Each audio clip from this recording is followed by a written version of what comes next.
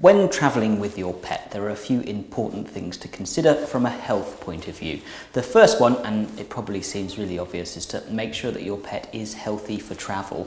Now obviously there are various different ways that one can transport an animal, whether you're transporting around the country, whether you're going from country to country, on the ferry, on a train, in a plane, it's all different, and you need to make sure that they're okay to travel in each of those scenarios.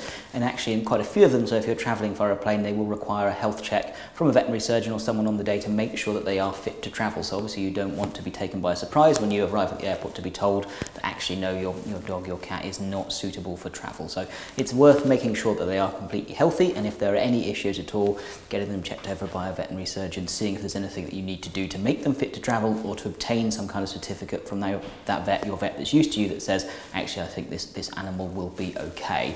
And I think that if you've got an animal that isn't completely healthy, then you need to really think hard about whether you should be transporting that animal, especially long distances. It's about factoring in whether you think your animal is healthy, and healthy for what you want to achieve from that travel point of view, how long you're going to be going and by what route you're going to be going, and it's worth chatting to your vet about your specific scenario. Now the other important thing to consider is what kind of things can you do while you're abroad to prevent your animal getting a problem. And it's the same travelling around the country, because there are other diseases in different parts of the country in the UK that are more prevalent. So certain areas would be hotspot for parvovirus, for example, or for lungworm, or we can see more tick diseases in certain parts of the country. So worth making sure that you're going to be protected for what you're going for. And a lot of people assume that the point of the Pet Passport scheme is to keep your animal healthy, but that's not the point of it at all. The point of the Pet Passport scheme is to prevent you bringing back nasty diseases into the country that could cause a problem for our country, or potentially to people, like for rabies, for example.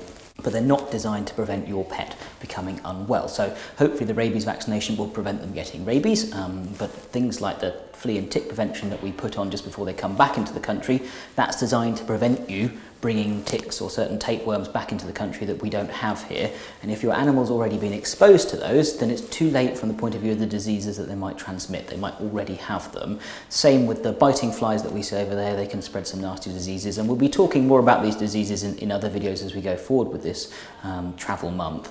But it's worth bearing in mind that you're not protecting your animals when you just go by the passport scheme. So you want to speak to a veterinary surgeon about having things in place to preventing them getting bitten by ticks, preventing them getting bitten by sandflies, etc. before you go.